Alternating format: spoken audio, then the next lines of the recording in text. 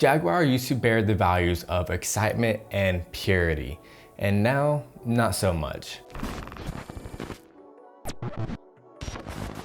Starting off as a Swallow sidecar company, which was founded in 1922 by two Williams Lyons and Walmsley. In 1960, Daimler was then bought by Jaguar. Let's jump forward quite a few years, and Ford bought out Jaguar in 1999. It seems like all of Jaguar and Land Rover is trying to forget those years, until 2008 when Tata Motors bought out Jaguar for less what Ford bought them for, because Ford simply could not make any profits. And here's the problem. Ralph Steff in 2010 became JLR's CEO and developed a new design for the Jaguar XJ. Ralph Steff started his career working at BMW and worked there for 20 years. He thought that he can create a BMW competitor, diverging away from being unique, which is a big deal.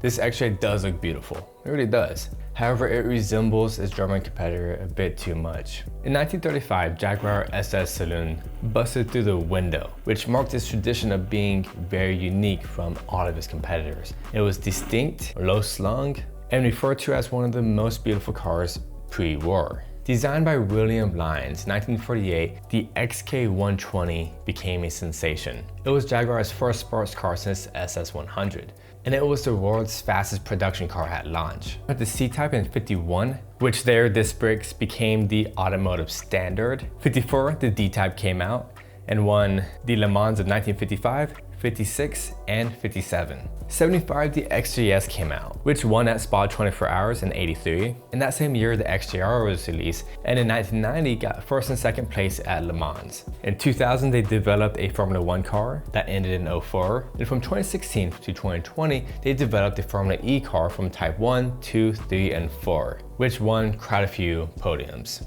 You might be asking yourself, why do I bring up all this?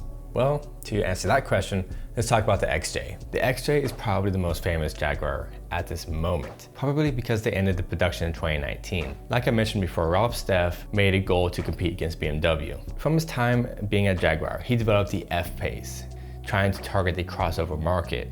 And the F-Pace did surprisingly well, having the most sales in 2017 with 76,000 sales worldwide, which is almost as much as all the other cars added together. And as you can see, all these sales numbers are on a steady decline from 2013 to 2019, including the XJ. And here's when Thierry Bolloré steps in, becoming the new CEO of Jaguar Land Rover Limited. He trashed the XJ, that is no more, because this Jaguar X351 was developed solely to compete against BMW. That's not where Jaguar came from, and that's not where they're going to be in the future. And in 2021, Jaguar XF was axed from the US market as well. Thierry Bolloré's mission is to be completely electric by 2025 and remove all of their SUVs and move back to their tradition, being unique, different, and not competing against anybody else but themselves. And Thierry Bolloré did that so they're not taking sales away from Land Rover. As you can see, the X-Type is still for sale. It's a beautiful car. It resembles some of its history. So we should all expect that Jaguar is going to make a huge move in 2025, making all the cars electric, very luxurious, different from what we've seen before, and they're going to continue that trend with the goal of having a top quality car. And I'm very excited Thierry Bolloré took this leap of faith. So let's see where they're gonna end up. If you disagree or agree, let me know down below. This is Chris AutoMotivate. Always appreciate and respect one another. I'll see you next time.